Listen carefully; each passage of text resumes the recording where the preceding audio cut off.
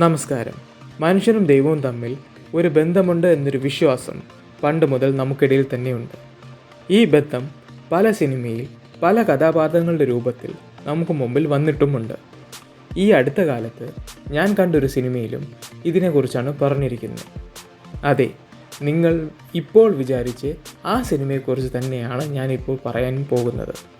ഇന്ന് ഞാൻ റിവ്യൂ ചെയ്യുന്നത് മൂക്കുത്തി അമ്മൻ എന്ന സിനിമയെക്കുറിച്ചാണ്.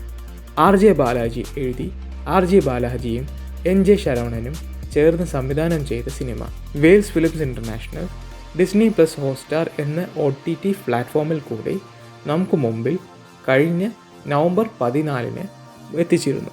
ഈ സിനിമയിൽ ടൈറ്റിൽ കഥാപാത്രം ചെയ്ത് നയൻതാരയും ഏംഗൽസ് രാമസ്വാമിയായി അഭിനയിച്ച് ബാലാജിയും അജയ് ഘോഷിൻ്റെ ഗോഡ്മാൻ എന്ന കഥാപാത്രങ്ങളും എല്ലാം ശ്രദ്ധിക്കപ്പെടുകയും ചെയ്തിരുന്നു.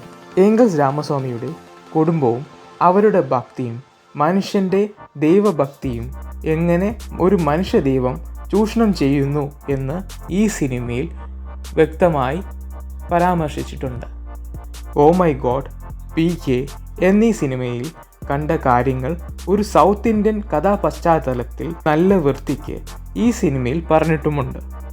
അതുകൊണ്ട് തന്നെ സിനിമ ആസ്വാദകർക്ക് ഒരു മടുപ്പും തോന്നുകയുമില്ല. പക്ഷേ ഇതിൽ മറ്റു ഉപദേശങ്ങൾ കൂടിയുണ്ട്.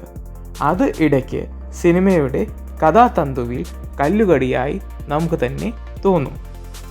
എന്നിരുന്നാലും ഈ കോവിഡ് കാലഘട്ടത്തിൽ ഒരു സിനിമ കാണുക എന്ന് പറയുന്നത് ഒരു നല്ല ആസ്വാദകന് നല്ല പാൽപ്പായസം കുടിക്കുന്നത് പോലെയാണ്.